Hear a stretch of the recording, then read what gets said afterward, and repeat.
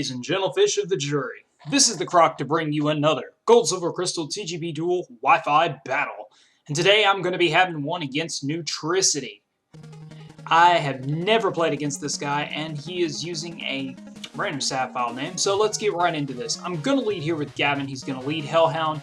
When I first saw the name, I honestly thought it would be a Houndoom, considering this is the overused tier, but it is indeed a Entei, pretty much ensuring that it's going to be a Sunny Day variant. Going to switch right into Angel. It's probably the best thing that could take whatever that he has to throw at me. I just decided to go for the Moonlight right here. I figured that, gauging the damage of the Sun-boosted Fire Blast, Moonlight would be an excellent play to make.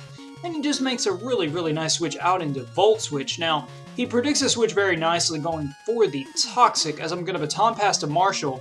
Now, at the time, I didn't think too much of it, because I do have that wonderful Miracle Berry. But I was honestly expecting him to set up Spikes. I'm very glad he didn't, and this next play kind of surprises me. I don't know if it was a misclick on his end, but just going to go straight for the Fire Blast. I feel like I'm pretty much obligated to do so. I do have the Sun Boost, and I haven't seen much of his team, so I don't know what he has to take it. But he opts to let Fortress die right here. And it does definitely kind of surprise me, just be it the fact that Fortress is 4 times weak to that, and if he had something like this Starmie, I'm kind of surprised I didn't see a switch in here. But, it is what it is. Now that I am out of my Miracle Berry, he is going to take this opportunity to go for a T-Wave and paralyze my Marshall, and this time there is absolutely nothing I can do about it. Be it that what's going to happen is I'm going to go for a Thunder Punch, and he's just going to recover off the damage. So I'm going to take this opportunity to go into Angel Star once again. And this time, we've got to reopen SL9, try to find some other evidence, and me look this Entei. Now, I'm kind of figuring this Entei, I do see here that it has the Flamethrower as opposed to the Fire Blast, which definitely would have lowered the damage output that it would have went for on my Umbreon. Now, seeing that he does not go for a Sunny Day beforehand, I know he's going to do it on this turn, giving me an opportune time to set up Spikes just because, well, let's face it, I can explode right here. I know I will live any one hit, and I do live at 29 HP, so I'm just going to go boom here and take this Hellhound down. Ain't got to worry about it anymore. Sun-boosted Entei in OU is pretty strong. It's got a lot of HP, a lot of bulk, and a lot of mixed, well-rounded stats. Really underrated. Definitely strong borderline material. Now, I was going to switch in here to Dragonite. Now, I'm kind of figuring what this Dragonite setup is going to be, and I'm like, well, the sun is up, so it's pretty obvious he could have a fire move. And potentially, if he has a fire move in the sun, I really don't want Executor to be taking massive damage at this point. And now I see the Dynamic Punch. Now knowing that he has Ice Beam and Dynamic Punch, it's going to be an offensive Dragonite, which turns out to be correct. And unfortunately, right here, I was going to try to trap and pass, but he gets the critical hit on the Dynamic Punch, unfortunately. So now I've got to come up with another idea. Now, knowing and seeing that he does have the Ice Beam, I'm just going to take the Ice Beam. I do not get frozen. I take it at half, and I'm just going to explode on this as well.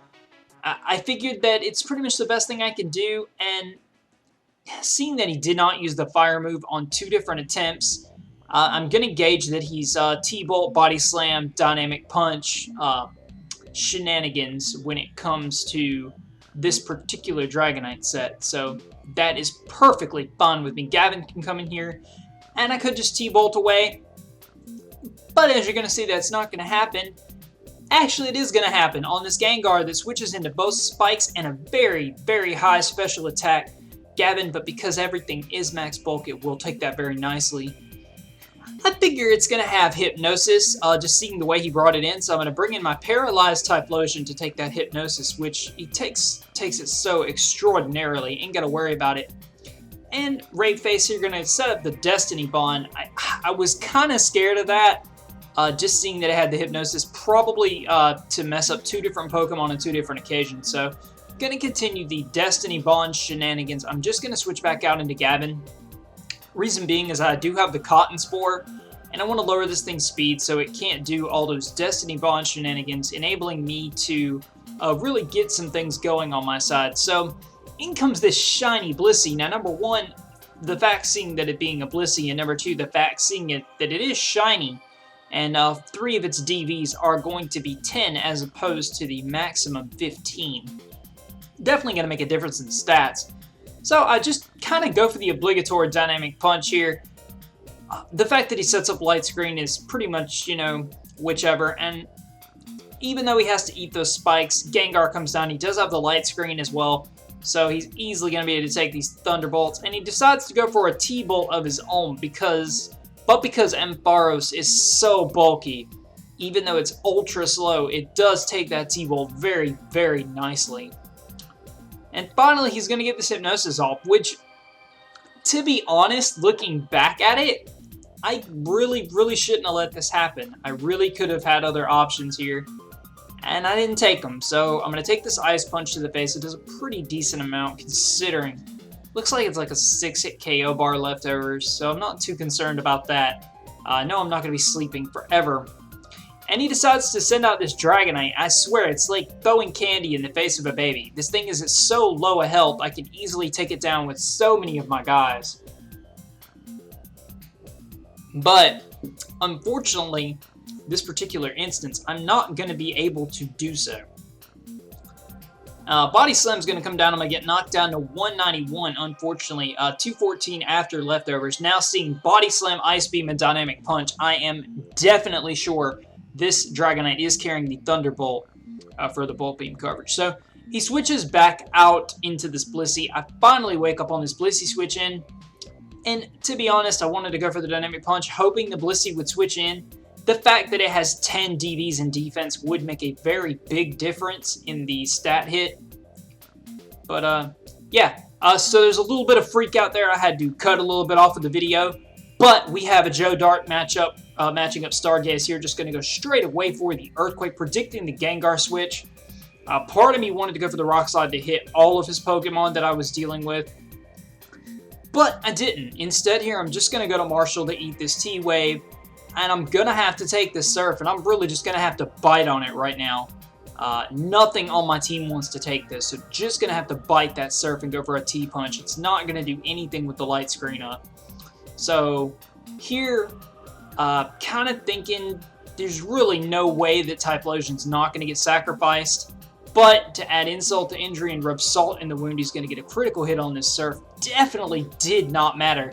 And right now we are at 4-2, or 5-2. It's pretty high for his side. But it is time for a turnabout, as we would say. He's going to T-Wave Ampharos. No big deal. Ampharos is ultra slow and does not care about T-Wave. Just going to Thunderbolt this thing to Oblivion. And now what was a 4-2 game is now a 3-2 game. And this Dragonite being weakened as much as it is, what I plan on doing at this point is taking this Body Slam, going for the Cotton Spore and switching into Machamp. Machamp, being faster than it because of the Cotton Spore, can continually Rock Slide this thing. That is my general synopsis and plan at this point. It's a pretty good strategy. I feel like it'll work out. I don't know why. I go for the T-Bolt there, hoping it will kill, but I know it won't from that range.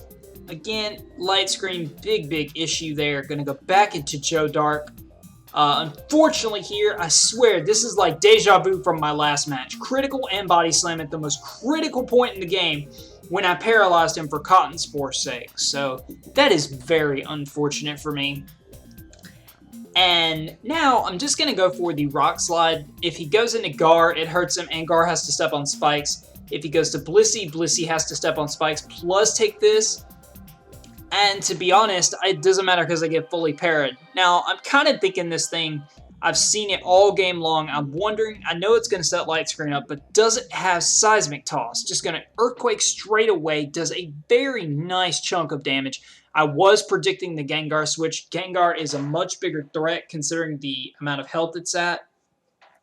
Probably could have. Now I'm going to switch it up, go for the Rock Slide, thinking he's going to think I'm going for the Earthquake. But he decides to stay in and go for the Flamethrower. Doesn't do much at all, but unfortunately he's not going to switch that Dragonite in, so I am going to be forced to kind of eat this thing. And he told me after the battle what he was doing at this point was chipping my Machamp's HP away. so that he would have an easier time with it. I guess he figured, you know, since I am paralyzed, he needs to do as much damage as he can. And seeing when I do hit this cross chop, I get a critical hit, so definitely tells you what level that would have been on. So now we have a 2-2 game, and I gotta say, this is a scary looking match. I'm going to recover some leftovers. I'm looking at his HP, and I'm going to be completely honest, I'm fearing the Destiny Bond very hardcore right now, but I actually am able to outplay him. Go straight away for the Earthquake. I have no chance to mispredict. He told me that may have been a miscalc. I'm not sure if that would have killed on a max damage ratio. I'm not sure if he got a max damage roll or not, but it was very close. So now it is down to 2-1. Body Slam easily going to take my Machamp down. Huh. Where have we seen this before? Okay, so now it is all on Gavin, and the thing about it is if I hit this Thunderbolt, I will win. Light Screen is going to go down. I've got to hit this Thunderbolt right here and now to win this game, and I have to hit him and kill him, but he's going to crit the Body Slam. Not really sure if that mattered. Please leave your comments below if it mattered for both instances. I'm interested to see if the damage ratio was a max damage ratio or he just got really lucky. I'm not really sure which one that it was. Anyways, thank you. Leave your comments and any feedback that you may have, please positively. Loving this layout. I swear I'm feeling like Xenon now. I have to go with my layout for my videos, so it's a big thing. But yeah, thank you Neutricity for the battle, and a really awesome newcomer. I added him to the 2nd Gen chat. He's quite a good battler. So until next time, you know the rules. Rate, comment, subscribe, thumbs up, peace out, objection, and find the computer room.